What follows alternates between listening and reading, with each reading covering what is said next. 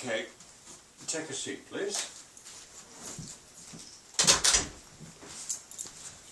So, is this your first job? Yes, doctor. All right.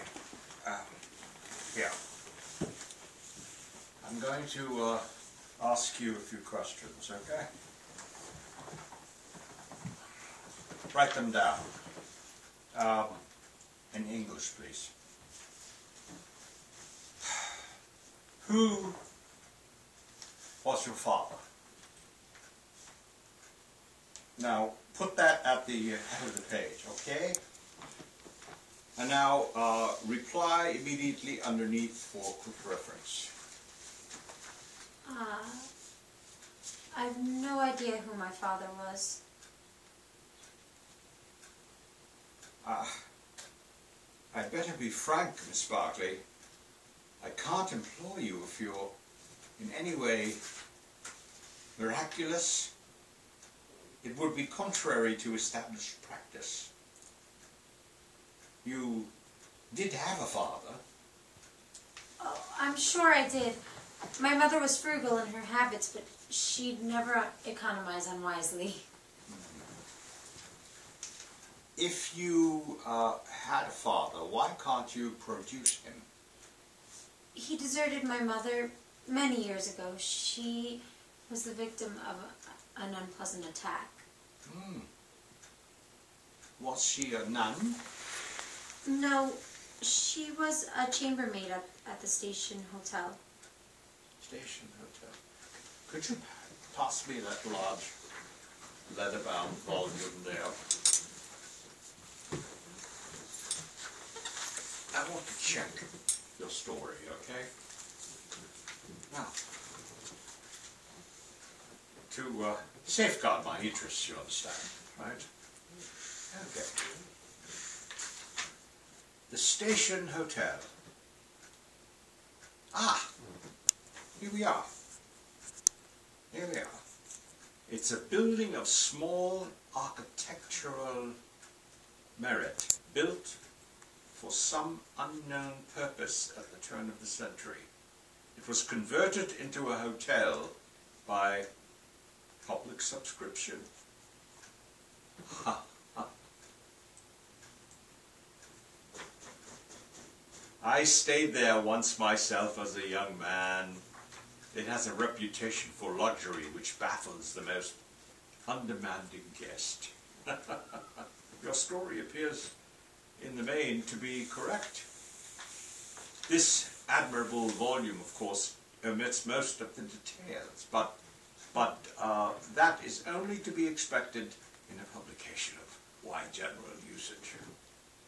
Now, make a note to the effect that your father is missing. Okay? Say nothing of the circumstances. It might influence my final decision. Okay. Now, is your mother alive, or has she too uncontrollably vanished? That is a trick question. Be careful. You could lose points on your final scoring. I haven't seen my mother for many years. I was brought up by Mrs. Barclay. She died recently. Oh, I'm so sorry. From what cause? An explosion due to faulty gas main killed her outright and took the roof off the house. Oh, but have you applied for compensation? Just for the roof. Were there any other victims of the disaster? Yes, a recently erected statue of Sir Winston Churchill was so badly damaged that the special medal has been talked of. Parts of the great man were actually found embedded in my stepmother. Oh. Which parts? I'm afraid I can't help you there. I was too upset to supervise the funeral arrangements. or indeed to identify the body. Surely the Churchill family did that. Yes, they were most kind. Well, you've had a unique experience. It's not everyone who has their stepmother assassinated by a public utility. Can I get you an aspirin? Oh, no, thank you, sir. I don't want to start taking drugs. Your caution does you credit, my dear. Now, I have to ask a question which may cause you embarrassment. Please remember that I'm a doctor. What is your shorthand speed? I can manage 20 words a minute with ease, sir. And your typing speed? Oh, I haven't mastered the keyboard. My money ran out, you see. Perhaps you have other qualities which aren't immediately apparent. Please remove your stockings. I wish to see what effect your stepmother's death had upon your legs. Isn't this rather unusual, Doctor? Have no fear, Miss Barclay. What I see before me isn't a lovely and desirable girl.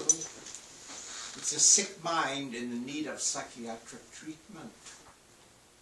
The body is of no interest to a medical man. A woman once threw herself at me. I didn't tell you that this is spoken of in confidence, right? She was stark naked. She wished me to misbehave myself. And, do you know, all I was conscious of was that she had a malformed navel. That's how much notice I take of women's bodies. Please forgive me, Doctor. I wasn't meaning to suggest that your attentions were in any way improper.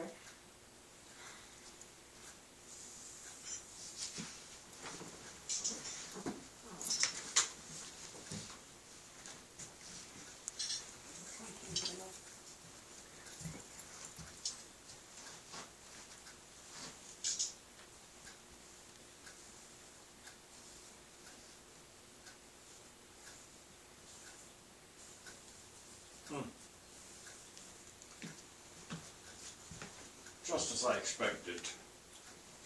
You've a febrile condition of the calves. You're quite wise to have a checkup. Undress. I've never undressed in front of a man before. I shall take account of your inexperience in these matters.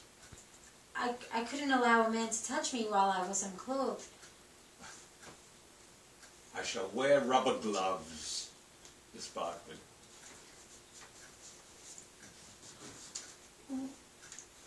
How long would I have to remain undressed? If your reactions are normal, you'll be back on your feet in next to no time. I'd like another woman present. Is your wife available? Mrs. Prentice is attending a more than usually lengthy meeting of her coven. She won't be back until this evening. I could wait until then. Yeah, I haven't the patience, my dear. I've a natural tendency to rush things. Something my wife has never understood. But I won't trouble you with the details of my private life till you're dressed. Put your clothes over there on that and then lie on the couch.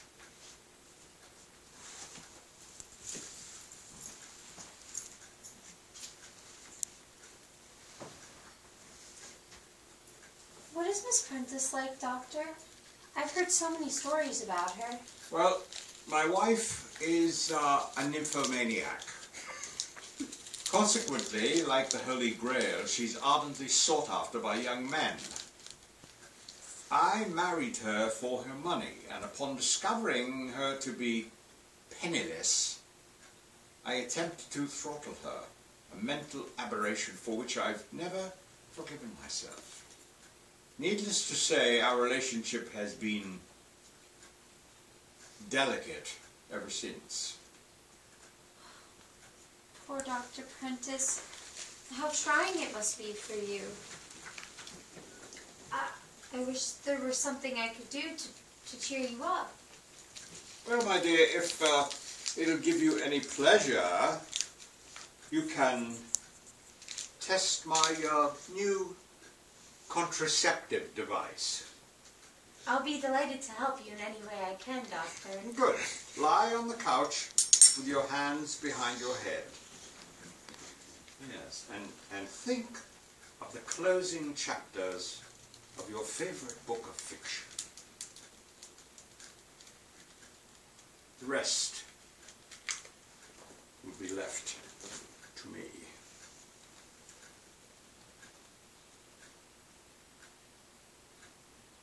You're so scary.